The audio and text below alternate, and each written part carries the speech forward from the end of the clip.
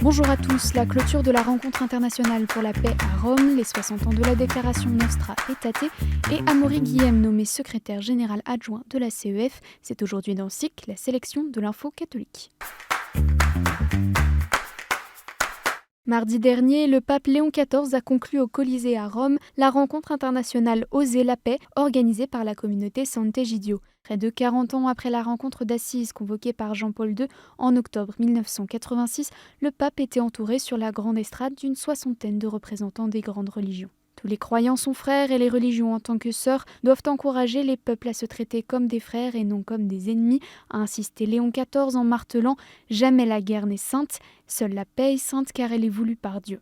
Devant près de 3000 personnes, Léon XIV et les représentants des autres religions ont allumé ensemble les bougies de la paix, symbole d'une lumière d'espérance dans l'obscurité de la guerre.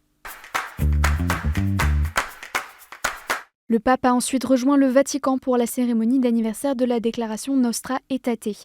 Juifs, musulmans, hindous, sikhs, tous étaient présents à l'occasion des 60 ans de ce texte mardi pour une rencontre spéciale intitulée « Marcher ensemble dans l'espérance ». Promulgué lors du Concile Vatican II par Paul VI, Nostra Aetate est considéré comme un texte fondateur pour le dialogue interreligieux et rappelle que tous les peuples forment en effet une seule communauté. Ils ont une seule origine puisque Dieu a fait habiter tout le genre humain sur toute la face de la terre.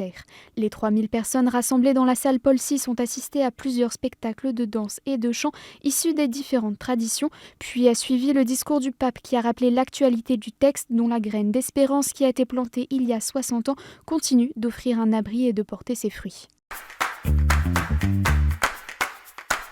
En début de semaine, le pape a ouvert ce lundi 27 octobre le jubilé du monde éducatif en célébrant une messe avec les étudiants et professeurs des universités pontificales romaines.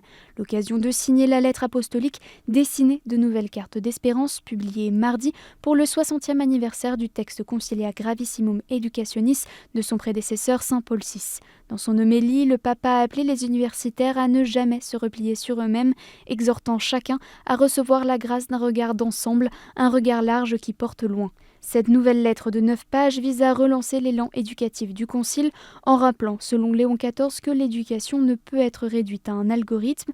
Le pape y défend une formation intégrale fondée sur la dignité, la justice et la confiance et invite les communautés éducatives à reconstruire la confiance dans un monde marqué par les conflits et les peurs, l'invitant également à assumer ses responsabilités face à la crise écologique.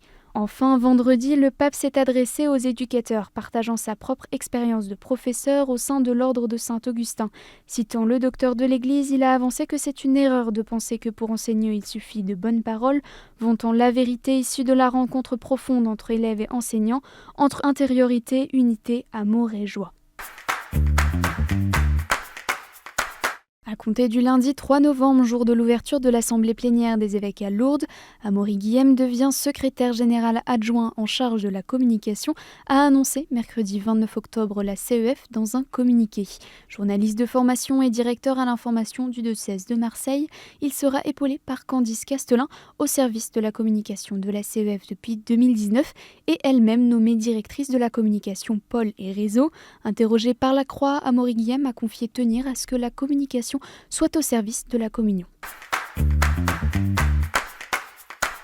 Quel horizon pour l'unité visible, c'était le thème de la 6e conférence mondiale de foi et constitution qui s'est tenue en Égypte dans le désert du Wadi El Natroun du 24 au 28 octobre dernier.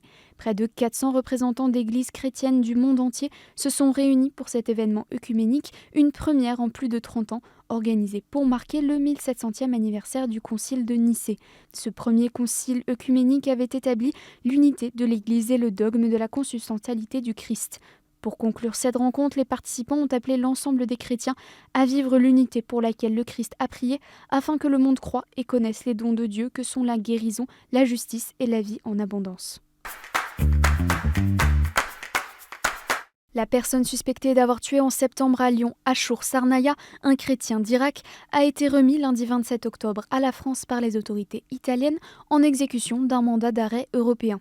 Ce ressortissant algérien a ensuite été mis en examen mardi pour assassinat en relation avec une entreprise terroriste et pour association de malfaiteurs terroristes criminels selon le parquet national antiterroriste. La victime, âgée de 45 ans et en fauteuil roulant, avait été attaquée au pied de son immeuble alors qu'elle diffusait un direct exprimant sa foi sur TikTok. Le suspect a été placé en détention provisoire.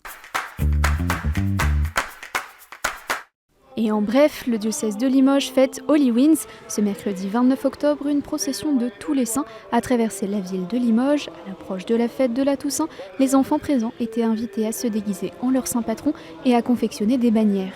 Une initiative proposée dans le cadre de la semaine missionnaire Famissio qui s'est déroulée du 25 au 31 octobre dans le diocèse. Ce lundi 27 octobre, 3 personnes étaient jugées par le tribunal correctionnel de Dax pour vol de biens dans des édifices affectés au culte accompagnés d'actes de dégradation. 2 d'entre elles ont été condamnées à 3 ans d'emprisonnement, dont 1 an ferme, et à la 3e à 2 ans de prison avec sursis. Une cinquantaine d'églises situées dans les diocèses d'Aire et d'Ax et de Bayonne ont été visées par des cambriolages entre mai et septembre 2025. Une étape importante pour la construction de la Sagrada Familia ce jeudi 30 octobre. La croix qui surplombera la tour de Jésus-Christ a commencé à être installée au sommet de la basilique barcelonaise, laissée inachevée par l'architecte Antoni Gaudí. Cette tour, la plus haute de l'édifice, devrait être inaugurée en juin 2026. Culminant à 172,5 mètres, elle fera de la Sagrada Familia la plus haute église du monde.